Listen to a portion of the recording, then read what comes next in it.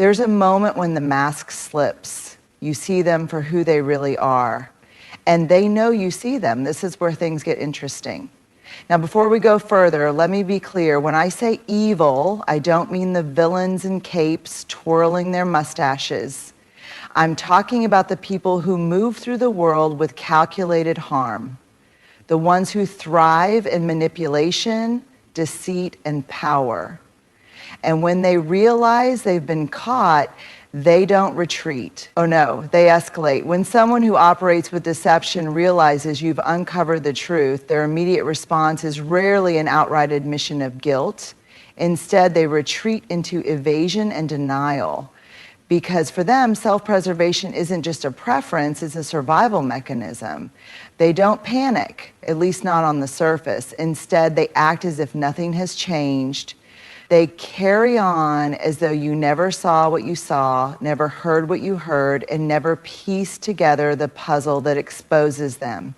If you confront them, they respond with confusion, as if your words are foreign to them. Wait, what are you even talking about? That never happened. You must be misunderstanding the situation.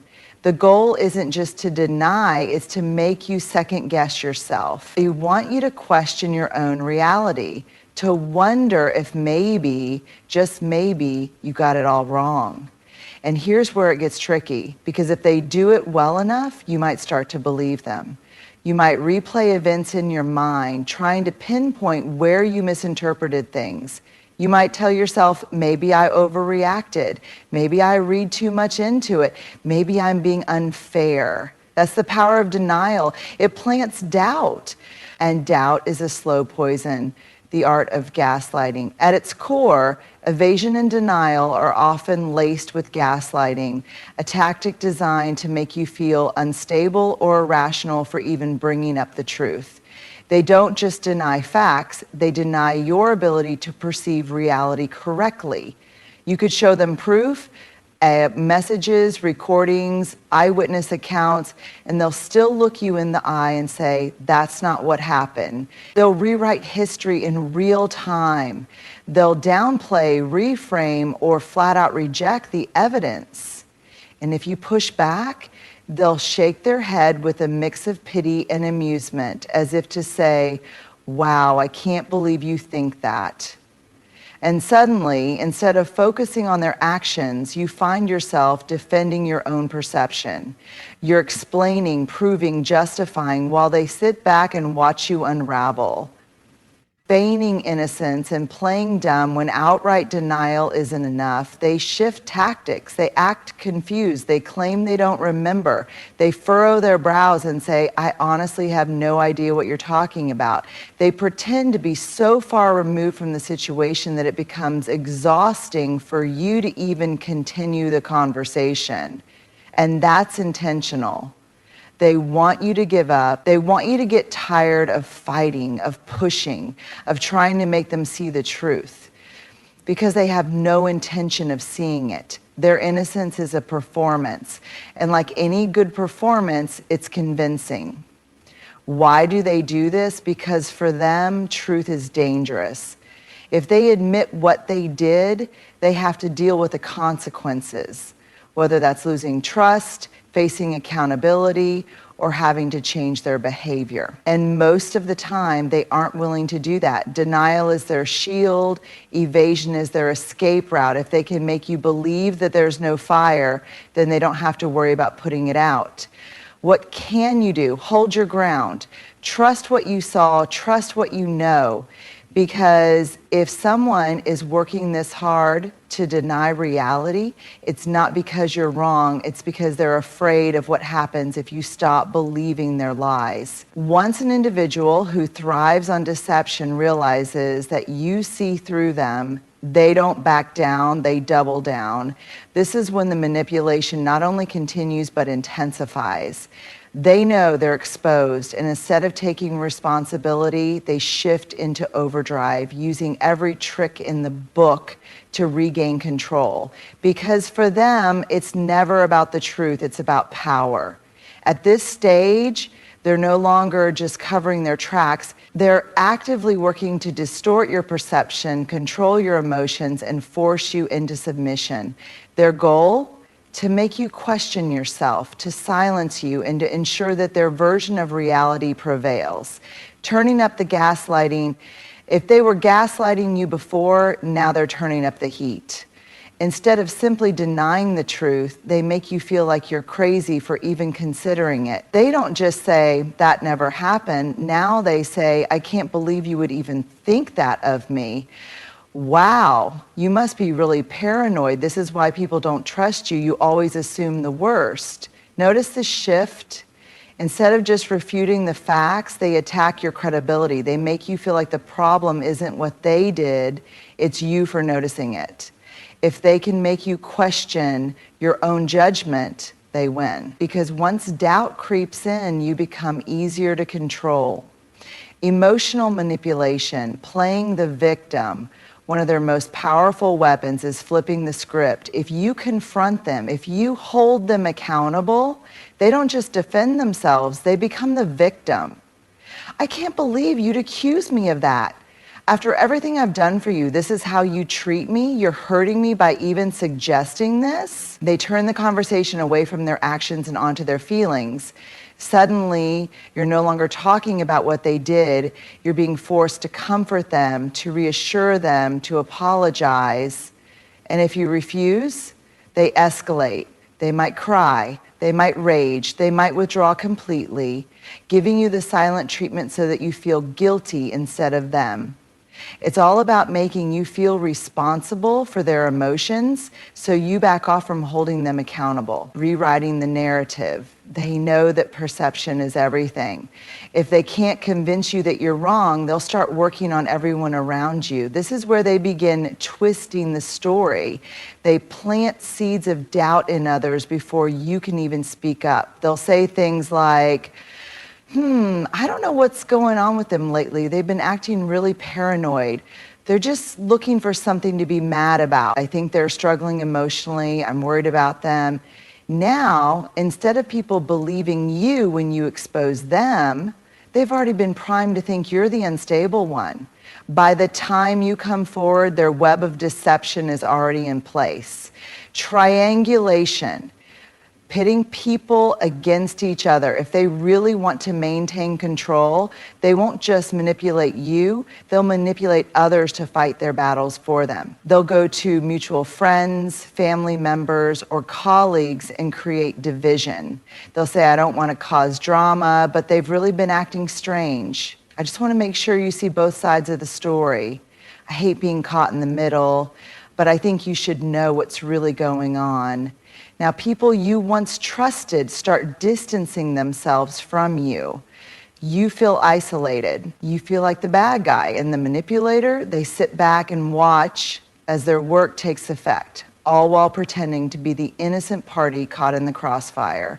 Testing your reactions, another tactic they use during this phase, is pushing boundaries. Small, calculated actions to see how much you'll tolerate. They might tell a tiny lie and see if you call them out. They might make a subtle insult disguised as a joke. They might take a small risk to see if you're still paying attention. Every time you let something slide, they learn that they still have power over you. Every time you hesitate, they know they can still manipulate you. Why do they do this? Because manipulation is their lifeline. Without it, they lose control. And losing control means facing the truth, something they will do anything to avoid. They manipulate because it's how they survive. Because deception is their armor, and if you break through it, they have nothing left. What can you do? Stay grounded. Stay firm. Trust your intuition. Recognize their tactics for what they are. Don't engage in their mind games. Seek support from people who truly know and believe you. Most importantly, don't let them rewrite reality, because once you see the truth, you can't unsee it, and no amount of manipulation can change what you know deep down. When people who operate through deceit, manipulation, and control realize they've been exposed, they don't take accountability. Instead, they reach for one of the most effective shields in their arsenal: the victim card. They don't just deny wrongdoing. They don't just evade responsibility. They go a step further and paint themselves as the one who has been wronged. This is not just a defense mechanism. It's a strategic move designed to shift attention away from their actions and place all the focus and guilt onto you. If they can make you feel bad for them, they can avoid consequences altogether. And make no mistake, this tactic is highly effective, especially if you're someone with empathy.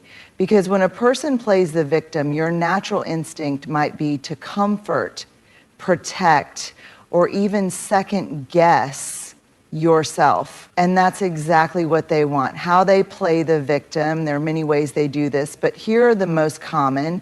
1, emotional outbursts and feigned hurt when confronted with their actions. They don't apologize or admit fault. Instead, they overreact emotionally as if they are the ones suffering. They cry, they act shocked. They shake their head in disbelief as if your accusations are completely absurd. Instead of addressing the issue, they make the situation about their pain. Now you find yourself apologizing just for bringing it up. For example, imagine you confront someone about lying to you. Instead of acknowledging the lie, they respond with, "Wow, I can't believe you think so little of me. I have always had your back, and now you're accusing me of this? That really hurts." Suddenly, the conversation has shifted. Instead of holding them accountable, you now feel the need to reassure them that you do trust them, that you didn't mean to hurt them, and just like that, they've escaped responsibility. Tupac turning the focus to their own struggles. If emotional outbursts don't work, they'll remind you of all the hardships they've endured. "You know, I've been really stressed lately. Why would you add to that? I've had such a hard life and now you're attacking me too. I can't believe you're treating me like this after everything I've been through." By doing this, they position themselves as the real victim. If they can remind you of their struggles, they hope you'll feel guilty for making things worse. They make you feel like confronting them is unfair, as if you're being cruel for expecting accountability. They blame blaming you for their actions. This is one of the most dangerous and toxic ways they play the victim. Instead of acknowledging what they did, they turn it around on you. They justify their behavior by making it seem like your actions forced them to behave the way they did. For example, "I wouldn't have lied if you weren't always questioning me. If you were more supportive, I wouldn't have had to go behind your back. I only did that because you made me feel like I had no other choice." This is classic emotional manipulation. They shift the blame onto you so that they never have to take responsibility for their own behavior. And if you fall for it, you might even end up apologizing to them for something they did wrong. 4, recruiting sympathy from others, the smear campaign. If they sense that you're not buying into their victim narrative, they'll take it to the next level. They'll start telling other people that they are the victim. They'll go to mutual friends, family, or colleagues and say things like, "I don't know what's wrong with them lately. They've been treating me so badly. I tried so hard, but I guess nothing is ever good enough for them. I just wish they could see how much this is hurting me." By doing this, they make sure that when you finally speak up, people already see you as the aggressor. You're the unreasonable one, and they're just an innocent person caught in the crossfire. Now, instead of getting support, you're met with skepticism. Instead of people believing your side of the story, they're already primed to believe theirs.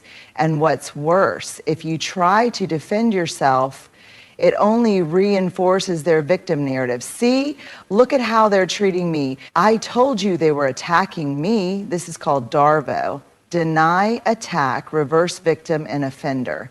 It's a manipulative strategy where they deny wrongdoing, attack the person confronting them, and then reverse roles, making it seem like they're the victim and you're the aggressor. 5, the silent treatment and withholding affection. Sometimes, instead of a dramatic emotional outburst, they go silent. They withdraw. They make you feel guilty just by refusing to engage with you. They ignore your calls and messages. They act cold and distant. They behave as though you hurt them and they're punishing you for it. The goal here is to make you chase after them, to make you feel like you're the one who needs to make things right. And if you cave, if you go back and apologize just to restore peace, then they've won. They've successfully shifted the blame and made you the one begging for forgiveness. Why do they do this? Because playing the victim works. It shifts focus away from their actions. It makes you feel guilty for confronting them. It manipulates others into siding with them. It avoids accountability at all costs. For people who refuse to own up to their mistakes, the victim card is the perfect escape route. How to protect yourself, stay focused on the facts. To stay focused on the facts, to protect yourself, stay focused on the facts. Don't get distracted by their emotional theatrics. Stay clear on what they actually did. Refuse to accept blame for their actions. You are not responsible for their choices. No matter how much they try to twist it, they did what they did. Don't engage in their drama. They want a reaction. The less you give them, the less power they have over you. Set boundaries and hold them firm. If they keep playing the victim to avoid accountability, stop engaging with them. Seek support from people who see the truth. Surround yourself with those who know your character and won't fall for their manipulations. Final thoughts. When someone plays the victim as a manipulation tactic, it can be deeply frustrating. You want to scream, "That's not what happened." You want people to see through it. You want them to just own up to what they did. But the truth is, they never will. The appearance of innocence is more important than actually being innocent. So instead of trying to get them to admit the truth, focus on what you can control. Your own boundaries, your own reactions, and your own peace of mind. Because at the end of the day, the real victim isn't the person playing the role, it's the person being manipulated into believing the lie. When someone who thrives on deception realizes they've been exposed, they don't sit back and accept the consequences. No, they fight back, but not with the truth. They fight with lies, manipulation, and a carefully orchestrated smear campaign. Smearing your reputation is their way of regaining control. Because if they can't convince you that you're wrong, they'll work to convince everyone else. Their goal isn't just to protect themselves, it's to destroy your credibility. If they can make others doubt you, then it won't matter what the truth is. Because in their world, perception is more powerful than reality. Why do they do this? A reputation smear isn't just an act of revenge, it's a survival tactic. They know that the truth threatens their image, their control, and their ability to manipulate people. So instead of defending themselves against your accusations, they go on the offensive. This is classic DARVO, deny, attack, reverse victim, and deny what they've done, attack you for daring to call them out, reverse the roles. Now they're the victim and you're the villain. And they don't just do this quietly. They make sure their version of the story is the first and loudest one that people hear. How they smear your reputation. Smearing your reputation isn't just about spreading lies. It's about planting seeds of doubt, isolating you, and making sure others question your character before you even get the chance to tell your side. Here's how they do it. 1, spreading lies and twisting the truth. They don't just make up outrageous stories about you. Instead, they take small grains of truth and twist them until they become weapons. If you got frustrated and raised your voice once, they tell people you're emotionally unstable. If you confronted them about their behavior, they say you're aggressive and controlling. If you confided in them about something personal, they distort your words to make you seem toxic or cruel. They don't need you to be the villain in reality. They just need to convince others that you are. 2, playing the victim to gain sympathy. They paint themselves as the helpless victim of your supposed cruelty.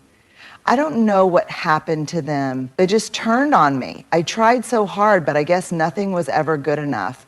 I just want peace, but they keep attacking me. Now, instead of people questioning them, they start pitying them. And once someone feels sorry for them, they become much more likely to believe whatever lies they're told. 3, isolating you from your support system. A smear campaign works best when you don't have anyone left to defend you. So they start turning people against you before you even realize it's happening. They reach out to your friends, coworkers, or family members before you do. They frame the situation in a way that makes it seem like they're concerned about you. They create tension between you and others so that when you finally tell your side, people are already skeptical. Now, instead of getting support, you get cold shoulders and judgmental looks. You feel alone, misunderstood, and exhausted. And that's exactly what they want. 4, passive, agregates social media posts. They won't always smear you directly. Sometimes they do it indirectly using vague but pointed messages. Some people will do anything to hurt others. Just remember, karma is real. Nothing hurts more than betrayal from someone you trusted. I just wish people could see the truth. They don't say your name, but everyone knows who they're talking about. And if you respond, you look guilty. If you stay silent, people assume their story is true. It's a trap, and a dangerous one. 5, gaining support from flying monkeys. In every smear campaign, there are flying monkeys. People the manipulator recruits to do their dirty work for them. These could be friends or family members they've convinced to take their side. Mutual acquaintances who unknowingly spread their lies. Online followers who jump to their defense without knowing the full story. Flying monkeys don't always realize they're being used. They genuinely believe they're protecting someone who's been wronged, but in reality, they're just another tool in the manipulator's arsenal. The psychological impact of a smear campaign, being the target of a smear campaign, is devastating. You feel helpless as people you trusted turn against you. You second guess yourself. Did I do something wrong? You experience extreme stress, anxiety, and even paranoia. You lose relationships, opportunities, and sometimes even your reputation. And the worst part, there's no easy way to fight back, because the more you defend yourself, the more it looks like you're guilty. The more you try to explain, the more they twist your words. It's a psychological war of attrition designed to wear you down until you either give up or break down. How to protect yourself from a smear campaign. 1. Stay calm and don't react emotionally. They want you to explode. They want you to lash out. They want you to prove their lies right. The best thing you can do, stay calm, refuse to play their game, don't engage in social media battles, don't beg others to take your side, don't react with anger. Because every outburst is ammunition for their story. 2, document everything. Keep records of every interaction, every text message, every email. If they twist your words or spread lies, you need evidence to defend yourself, but only if necessary. Don't waste time trying to convince people who have already made up their minds. 3, strengthen your support system. Not everyone will believe the smear campaign. Find the people who do. Stick with friends and family who know your character. Surround yourself with people who don't fall for manipulation. If necessary, distance yourself from mutual connections who might be feeding into the drama. Focus on your integrity. At the end of the day, the truth always comes out. A manipulator can smear your reputation, but they can't change who you are. The best way to counteract a smear campaign is to stay true to your values, live with integrity, let your actions speak louder than their lies. The people who matter will see the truth in time. The people who believe the lies were never truly on your side to begin with. 5, know when to walk away. Some battles aren't worth fighting. If someone is determined to destroy your reputation, engaging with them only gives them more power. Sometimes the best thing you can do is block them, cut off toxic relationships, move forward without looking back. Because at the end of the day, they want to keep you trapped in their web. The moment you step out of it, the moment you stop feeding their need for drama, you take away their control. Final thoughts. A smear campaign is one of the most hurtful and infuriating things to experience. Watching someone twist the truth, lie about you, and turn others against you feels like betrayal at the deepest level. But here's the truth. Lies don't last forever. People eventually see through the deception. Character always reveals itself. And the best revenge? Living well, staying true to yourself, and refusing to let their lies define you. When an evil or manipulative person realizes you've caught on to them, they don't immediately back down, they don't apologize, they don't reflect on their actions. Instead, they test your boundaries. They want to see just how far they can still push you, how much they can get away with, how strong your resolve really is. Because to them, boundaries aren't walls, they're obstacles to overcome, limits to manipulate, and rules to bend in their favor. This isn't just about disrespect, it's about control. Why do they test your boundaries? There are 3 key reasons. To see if you really mean it. When you set a boundary, they assume you don't really mean it. They think that with enough persistence, guilt tripping, or manipulation, you'll cave. To regain control, boundaries take power away from them. They want to see if they can take it back by making you doubt yourself. To exhaust you, if they keep pushing and pushing, you might get so tired of enforcing your boundaries that you give up. And that's exactly what they want. They're gambling that you won't stay strong. How they test your boundaries. They won't always attack your boundaries head on. Instead, they will chip away at them little by little, hoping you won't notice. Until one day you look up and realize you're right back where you started. Here's how they do it. 1, ignoring your boundary completely. The simplest way they test your boundaries is to pretend they don't exist. You say, please don't call me late at night, but they keep calling at midnight anyway. You tell them, I don't want to talk about this anymore, but they keep bringing it up. You say, I need space, but they keep showing up, texting or guilting you for avoiding them. They're hoping you'll let it slide, even just once, because if you do, they've won. 2, pushing back with guilt and manipulation. If ignoring your boundary doesn't work, they'll try to make you feel bad for setting it in the first place. I just miss you so much. Why are you shutting me out? I guess I'm just not important to you anymore. Wow, I never thought you'd be so cold. They want to make you question yourself. They want you to feel like enforcing your boundaries makes you a bad person, selfish, cruel, or ungrateful.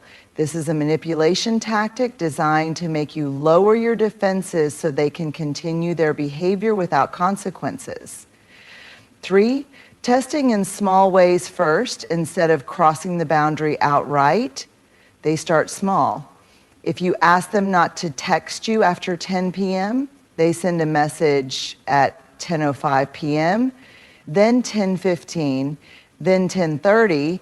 If you tell them not to borrow your things without asking, they take something just this once. If you say you need time alone, they send a quick, just checking in message. They want to see if you notice that if you'll actually enforce the boundary. If you don't, they push further. 4, apologizing, but then doing it again. If they get caught, they'll often say exactly what you want to hear. You're right, I should have respected that. I'm sorry, I won't do it again. I didn't mean to overstep. I'll be better next time.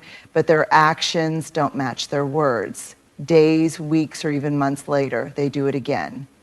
Just to see if you still care. If you let them get away with it, they take that as permission to keep doing it. 5, blaming you for having boundaries. If all else fails, they flip the script. You're being unreasonable. Nobody else has a problem with this. Why are you making such a big deal about it? Instead of respecting your boundary, they try to make you feel like you're the problem for having it in the first place. This is gaslighting. They want you to second guess yourself so that you start thinking, maybe I am being too harsh. Maybe I should just let it go. And the moment you do, they've won. The psychological toll of boundary testing, when someone constantly tests your boundaries, it's exhausting. You feel drained from having to constantly defend yourself. You start doubting your own judgment. Are my boundaries really necessary? Am I overreacting? You experience guilt, stress, and anxiety about enforcing limits. You begin to feel like giving up is easier than fighting back. This is by design. They know that most people don't like confrontation. They know that if they push hard enough, eventually you might break down and let them have their way. That's why setting a boundary isn't enough. You have to enforce it. How to stand your ground, one, be firm and consistent. A boundary is only as strong as your ability to maintain it. If you say no, mean it. If you say, this is not acceptable, don't allow exceptions. If you set a limit, stick to it every single time. Consistency is key. If they see you wavering even once, they will keep pushing. 2, don't expect resistance, but don't engage. When you set a boundary with a manipulative person, they will resist.